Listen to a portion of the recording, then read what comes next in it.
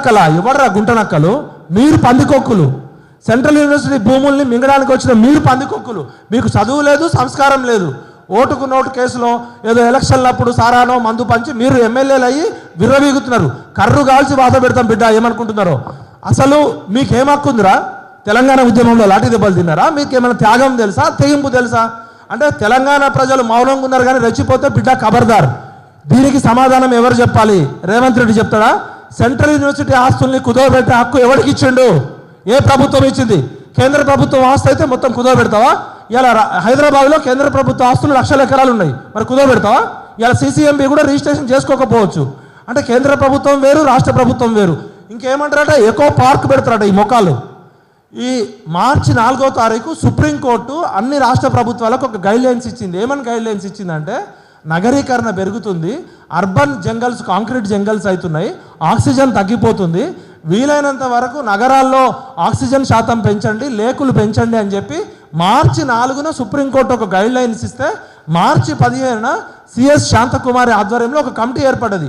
CS Shanthakumari గారు షేమానియు ఒక UPSC civil service అభ్యర్థి అయ్యండి, ఒక చీఫ్ సెక్రటరీ అయ్యండి. ఆ సుప్రీంకోర్టు గైడ్లైన్స్ పాటించకపోగా ఆ కమిటీలో ఎవరెవరు ఉండాలంటే, ఎన్విరాన్మెంట్ ఎక్స్పర్ట్స్ ఉండాలి, ఫారెస్ట్ ఎక్స్పర్ట్స్ ఉండాలి, ఎకాలజీ ఎక్స్పర్ట్స్ ఉండాలి, ఆంథ్రోపాలజీ ఎక్స్పర్ట్స్ ఉండాలి, సోషియాలజీ ఎక్స్పర్ట్స్ ఉండాలి. ఒక్క ఎక్స్పర్ట్స్ లేరు. సుప్రీంకోర్టు గైడ్లైన్స్ని శాంతకుమారి గారు తుంగలో తొక్కింది. మార్చి 4వ తారీఖు ఇచ్చింది సుప్రీంకోర్టు గైడ్లైన్స్, అన్ని ప్రభుత్వాలకు ఇచ్చింది. మన అదృష్టం బాగుండి ఆయన ఎమికస్ క్యూరీ, సుప్రీంకోర్టుకి ఎమికస్ క్యూరీ పరమేశ్వరన్ గారు ఇక్కడ జరుగుతున్న విధ్వంసాన్ని ఇమీడియట్గా జస్టిస్ గవాయికి జస్టిస్ చెప్పడంతో ఇమీడియట్గా సాయంత్రం 3:30 గంటలుగా చేయమంది. హైకోర్టు తప్పు కూడా ఉంది. హైకోర్టు 10 రోజులు ఆగమన్నది. 10 రోజులు ఆగమంటే వీళ్ళు 3 రోజుల్లో 100 ఎకరాలు కొట్టేసిర్రు. అంటే హైకోర్టు జడ్జీలు కూడా మిలాఖత్ అయ్యారా? ఏం చేస్తున్నారు మీరు? వ్యవస్థలన్నీ నాశనం చేస్తున్నారా? Shame on you mister Revanth Reddy and mister Rahul Gandhi. How dare you to!